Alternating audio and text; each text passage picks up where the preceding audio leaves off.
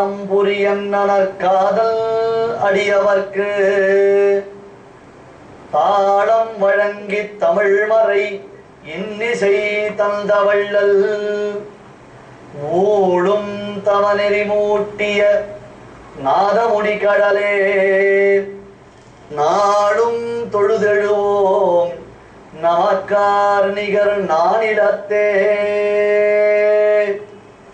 தாளம் வழங்கி தமிழ்மறை இன்னிசை தந்த வள்ளலாம் ஸ்ரீமன் நாதமுனிகள் அவதாரம் செய்தருளின திவ்ய கஷேத்திரத்தில் நாம் இப்பொழுது ஸ்ரீமன் நாதமுனிகளுடைய சன்னிதானத்திலேயே இன்றைய உபன்யாசத்தை அனுபவிக்கும் பாக்கியத்தை பெற்றிருக்கிறோம்.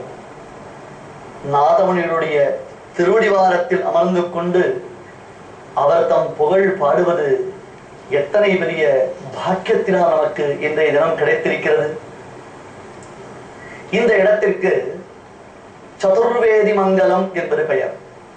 அதாவது நாம் வீரநாராயணபுரம் எனப்படக்கூடிய வேத புஷ்கரணியின் கரையில் அமைந்திருக்கக்கூடிய காட்டுமன்னார் கோவிலில் பெருமாளை சேவித்து அந்த மன்னார் அவருடைய பிரபாவங்களையும் அந்த க்ஷேத்திரத்துடைய மகிமைகளையும் ஈஸ்வர முனிவர்கள் இந்த க்ஷேத்திரத்திற்கு வந்து சேர்ந்த வைபவாதிசயத்தையும் பார்த்தோம் அல்லவா. அங்கிருந்து அதாவது அந்த காட்டுமன்னார் கோவில் பெருமானுடைய சன்னிதானத்திலிருந்து சுமார் 1.5 கிலோமீட்டர் தூரம், அதிகமில்லை, சுமார் 1.5 கிலோமீட்டர் தூரத்தில் நாதமணிகளுடைய திருவவதார திருமாளிகை அமைந்திருக்கிறது. அந்த இடம்தான் இப்பொழுது நாம் இருக்கக்கூடிய இடம். காட்டுமன்னார் கோவிலில் இருந்து நாம் நேரடியாக இந்த இடத்திற்கு வெகு சுலபமாக வந்து சேர்ந்து விடலாம். 5 நிமிட பிரயாணத்தில் இந்த இடத்தை நாம் அடைந்து விடலாம். ஆனால் சுற்றிலும் வயல்கள் சூழ்ந்து தன்னந்தனியாக ஓரிடம் அமைந்திருக்கிறது. சதுர்வேதி மங்கலம் என்பது அதற்கு பெயர். அதாவது சதுர்வேதியர் மங்கலம் என்று பிராச்சீனமாக பழங்காலத்தில் இதற்கு திருநாமம். சதுர்வேதியர் என்றால் 4 வேதங்களையும் நன்கு அத்தியனம் செய்து பரதேவதா பாரமார்த்தியம், எம்பெருமான் ஒருவனே பரதெய்வம் என்னும் நிச்சயம் பெற்ற வேதியர்கள், அந்தணர்கள் வசிக்கக்கூடிய அக்ரஹாரம் என்பது பெயர். இந்த சதுர்வேதியர் மங்கலம் என்பது காலக்கிரமத்தில் மருவி மருவி மருவி சதுர்வேதி மங்கலம் என்று வழங்கப்படுகின்றது. ஆனால் தற்பொழுது சதுர்வேதி மங்கலம் என்று சொன்னால் கூட யாருக்கும் அடையாளம் தெரியாது. குப்பங்கழி என்று சொன்னால்தான் எல்லோரும் உடனே வழி காண்பிப்பார்கள். குப்பங்கழி என்றுதான் இதற்கு பெயர். 4 புறமும் வெறும் வயல் பரப்புகளாக இருக்கும் பொழுது நடுவில் நாதமுனிகளுக்கு தனியானது ஒரு சன்னதி அமைந்திருக்கிறது. நாதமுனிகளுக்கு மட்டும் தனிச்சன்னதியாக இங்கே அமைந்திருக்கிறது. இங்கே நாதமுனிகளுக்கு அவருடைய சிரசின் மேற்புறத்தில் அங்கே சேவித்தோமே மன்னார், அந்த மன்னாருடைய மூலவர் திருமேனி சேவையாகின்றது. ஒரு காலத்தில் நாதமுனிகளுடைய பூர்வர்கள், நாதமுனிகள் மற்றும் ஆளவந்தாராம் யமுனைத்துறைவர் அவர்கள் எல்லோருமே இந்த இடத்தில் தான் வசித்ததாக பெரியோர்கள் சொல்லுகிறார்கள். இன்றும் இந்த இடத்தில் இந்த மகான்களுடைய திருவடி சம்பந்தம் ஏற்பட்டதினாலே ஒரு அதிர்வலைகள், அதிர்வலைகள் என்றால் ஆங்கிலத்தில் வைப்ரேஷன் என்கிறோமே, அந்த வைப்ரேஷனை நாம் உணர்கிறோம். வீராணம் ஏரியை சுற்றி பார்க்க வேண்டும் என்று ஆசைப்படுபவர்கள் கூட ஏதாவது ஒரு சமயத்தில் உள்ளே சென்று வீரநாராயண பெருமாளை சேவித்து அதன் பிறகு இந்த க்ஷேத்திரத்தில் வந்து நாதமுனிகளுடைய அருள் பெற்று செல்ல வேண்டும் என்பதாக அடியேன் உங்கள் அனைவரையும் பிரார்த்தித்துக் கொள்கிறேன். வருடந்தோறும் ஆனி மாதம் அனுஷ நட்சத்திரம் நாதமுனிகளுடைய திரு அவதார திருநன்னாள்.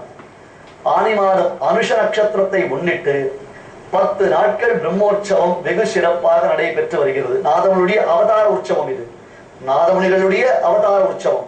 அதில் 9ஆம் திருநாள் ஆனி அனுஷத்தை முன்னிட்டு ஸ்ரீமன் நாதமுனிகள் தன்னுடைய அவதார திருத்தலமான அதாவது அவதார திருமாளிகை என்று ஸ்ரீ வைஷ்ணவ சம்பிரதாயத்தில் சொல்லுவது வழக்கம். அந்த அவதார திருமாளிகையான சதுர்வேதியர் மங்கலத்தில் அமைந்திருக்கக்கூடிய இந்த இடத்திற்கு வந்து இங்கே திருமஞ்சனம் கண்டறி விசேஷமான சேவைகள், சாற்றுவரைகள் இவை அனைத்தையும் கண்டறி மறுபடியும் திருக்கோவிலுக்கு திரும்ப எழுந்தருகிறார். வருடந்தோறும் நடைபெறக்கூடிய உற்சவம் இவையெல்லாம் வைதிக உற்சவம். கோவில்களில் பெருமானுக்கு கருட சேவைகள் நடைபெறுகின்றன, திருத்தேர் உற்சவம் நடைபெறுகிறது, தீர்த்தவாரி உற்சவம் நடைபெறுகிறது. அதை எல்லாவற்றையும் விட நம் ஆச்சாரியர்களுக்கு நடைபெறும் உற்சவங்கள் தான் எல்லா விதத்திலும் பெருமைப்படத்தக்கவை. எம்பெருமானை விட ஆச்சாரியர்கள் சிறந்தவர்கள் என்பதைத்தானே நாம் பார்த்து வருகிறோம். ஆகையாலே நம் ஆச்சாரிய சார்வபௌமனான முக்கியமாக மறைந்து கிடந்த 4000 திவ்ய பிரபந்தம் என்னும் மகாநிதியை நமக்கு பெற்று தந்த வெறும் வள்ளலாக திகழக்கூடிய பக்தியோக நிஷ்டரான மூடும் தவநெறி மூட்டிய நாதமொழிகள் என்று புகழப்படக்கூடிய அந்த நாதமொழிகளை நாம் அவசியம் வந்து சேவிக்க வேண்டும் என்று உங்கள் எல்லோரையும் அடியன் பிரார்த்தித்துக் கொள்கிறேன். தற்பொழுது சதுர்வேதியர் மங்களமாம் குப்பங்கழியில் ஸ்ரீமன் நாதமணிகளுடைய அவதார திருமாளிகையில் நாம் சிரேஷ்ட வம்சமாம் அந்த சொட்டை குலத்தின் பிரபாவத்தை தொடர்ந்து அனுபவிக்கலாம். ஷடமரிஷர மகரிஷி, அந்த ஷடமரிஷர மகரிஷியின் வம்சத்தில் பிறந்த மகாத்மா பிரம்மநந்தி. அந்த பிரம்மநந்திக்கு பிறகு புண்டரீகாட்சர் என்னும் பாகவதோத்தமர் இந்த குலத்தில் அவதாரம் செய்தார். இந்த புண்டரீகாட்சருக்கும் முதலாழ்வார்களுக்கும் திருமணிசை ஆழ்வாருக்கும் ஒரு சமாகமம் ஏற்பட்டதாக நம் பெரியோர்கள் கூறுகின்றார்கள். முதலாழ்வார்கள் காலம் இல்லையா, துவாபர யுகம். அந்த முதலாழ்வார்கள் காலத்திலேயே புண்டரீக மகர்ஷி அவர்களிடத்தில் ஒரு சமாகமத்தை வைத்திருந்தார். சதாம் சத்பிசங்கா கதமபிச்ச புண்ணியேன பிரபவதி என்று பெரியோர்கள் சொல்லுவது உண்டு. நாம் என்ன செய்ய வேண்டும் தெரியுமா? நாம எதையும் அறிய முடியாது. நமக்கோ அறியக்கூடிய சக்தி சாமர்த்தியம் இல்லை. என்ன செய்ய வேண்டும் என்றால் நம்முடைய தயக்கத்தை எல்லாம் களைந்து விட்டு தூர எறிந்து விட்டு எங்கு பெரியோர்கள் சேர்ந்திருக்கிறார்களோ அந்த பெரியோர்கள் திறத்தில் சென்று நாம் அவர்களிடத்தில் சேர்ந்து விட வேண்டும். ஏனென்றால் பெரியோர்கள் எப்பொழுதுமே நல்ல விஷயத்தை தான் பேசிக் கொண்டிருப்பார்களே தவிர்த்து வீணான வெட்டி பேச்சுகளை அவர்கள் ஒரு பொழுதும் விரும்புவதே இல்லை. உண்மையில் நாம் உயர வேண்டும் என்று நினைத்தால் அவர்கள் சேர்ந்திருக்கும் சேர்க்கையில் நம்மை இணைத்துக் கொள்ள வேண்டும். சதா சத்பிஹி சங்கஹா கதமபிச்ச புண்ணியேன பிரபவதி. ஏதோ ஒரு புண்ணிய வசத்தினால்தான் 2-3 பெரியோர்கள் ஒன்றாக சந்திக்கக்கூடிய நிகழ்ச்சி நடைபெறுகின்றது. அந்த நிகழ்ச்சியை சேவிக்கும் பாக்கியம் நம்மை போன்றவர்களுக்கு கிடைக்கின்றது என்கிறார்கள்.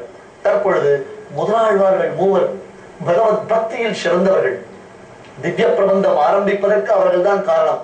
ஒருவேளை இந்த வம்சத்தில் பிறந்ததினால் அன்றோ நாதமணிகளுக்கும் அது போன்றதொரு பிரபாவம் கிடைத்தது. அப்படி அந்த முதலாழ்வாருடைய சமாகமத்தை புண்டரீகாட்சர் பெற்றிருந்தாராம். அதன் பின்னர் திருமணிசை ஆழ்வாருடைய சங்கமத்தையும் அந்த புண்டரீகாட்சர் பெற்றிருந்தார்.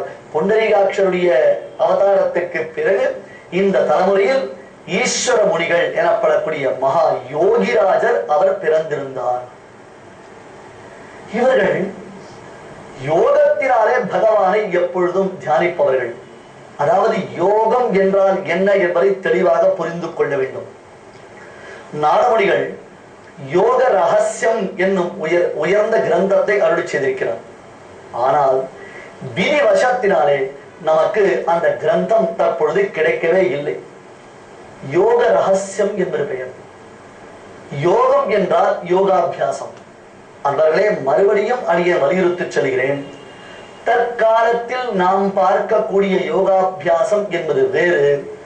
நாதமுடிகள் முதலான மகனியர்கள் மகாத்மாக்கள் அவர்கள் அனுஷ்டானம் செய்த யோக ரகசியம் என்பது வேறு, யோகாபியாசம் என்பது வேறு. வெறும் கை காலை நீட்டுவது, மடக்குவது, நம்முடைய உடலை பேணி காப்பது என்பது மட்டும் யோகம் அல்ல. உள்ளத்தை பேணுவது எப்படி என்பதை உணர்த்துவதுதான் யோகம். இதைத்தான் கிருஷ்ண பகவான் கீதையில் கர்மயோகம், ஞானயோகம், பக்தி யோகம் என்று வர்ணிக்கின்றார். கர்மயோகம் என்பது ஒரு நிலை, அடுத்தது ஞானயோகம் என்பது ஒரு நிலை, அடுத்தது பக்தி யோகம் என்பது முதிர்ந்த நிலை. கர்மயோகத்திற்கு அடுத்தது ஞானயோகம், ஞானயோகத்தின் அடுத்தது பக்தி யோகம் என்று அந்த முதிர்ச்சி காண்பிக்கப்படுகிறது. ஏனென்றால் உபனிஷதங்களில் பகவானை நாம் உபாசனை செய்வதற்கு பலவிதமான வழிமுறைகள் காண்பிக்கப்படுகின்றன. நன்கு வேதத்தை அத்தியனம் செய்து வேதத்தில் பொறிந்திருக்கக்கூடிய அர்த்தங்களை எல்லாம் தெரிந்து கொண்டு அடுத்து ஷடங்காவை வேதாக என்று வேதத்தில் சொல்லியபடி வேதத்தின் 6 அங்கங்களாய் விளங்கும் சிக்ஷா, வியாகரணம், சந்தஸ், நிருக்தம், ஜோதிஷம், கல்பம் என்னும் இந்த 6 அங்கங்களை தெரிந்து கொண்டு தன்னுடைய சக்தியும் சாமர்த்தியத்தையும் நன்கு தெரிந்த ஒருவன் தனக்கு ஏற்ற ஒரு வித்தியை தேர்ந்தெடுத்து கொண்டு வித்யை என்றால் உபாசனை. அந்த உபாசனையை செய்ய வேண்டும். அதுதான் பக்தி யோகம் எனப்படுகின்றது. இந்த பக்தி யோகத்தில் தலை சிறந்த வம்சம் நாதமுனிகளுடைய திருவம்சம். சடமரிஷண மகரிஷியின் முதற்கொண்டு இந்த பக்தி யோகத்திலேயே அவர்கள் ஆழங்கால் பட்டிருந்தார்கள். அப்படித்தான் ஈஸ்வர முனிவரும் தான் பக்தி யோகத்தில் திளைத்திருந்தார். நாதமுனிகளும் மூளும் தமநெறி மூட்டிய நாதமுனிகள் என்று போற்றுதலுக்கு உரியராக திகழ்கிறார். அந்த பக்தி யோகத்தை ஈஸ்வர முனிகள் செய்தருளினார். அவருடைய திருக்குமாரராக ஸ்ரீமன் நாதமுனிகள் அவதாரம் செய்தருளினார். மேலே தொடர்ந்து நாம் நாதமுனிகளுடைய வம்ச பரம்பரையின் பிரபாவத்தை பார்க்க போகிறோம். குப்பங்கழி என்ற தற்காலத்தில் அழைக்கப்படுவது, ஆனால் பிராச்சீனமாக சதுர்வேதியர் மங்கலமாக விளங்கும் ஸ்ரீமன் நாதமுனிகளுடைய திரு அவதார இடத்தில் அவர் அவதாரம் செய்திருக்கக்கூடிய அந்த திருமாளிகையில் நாம் நாதமுனிகளின் தாழ்படுகின்றோம்.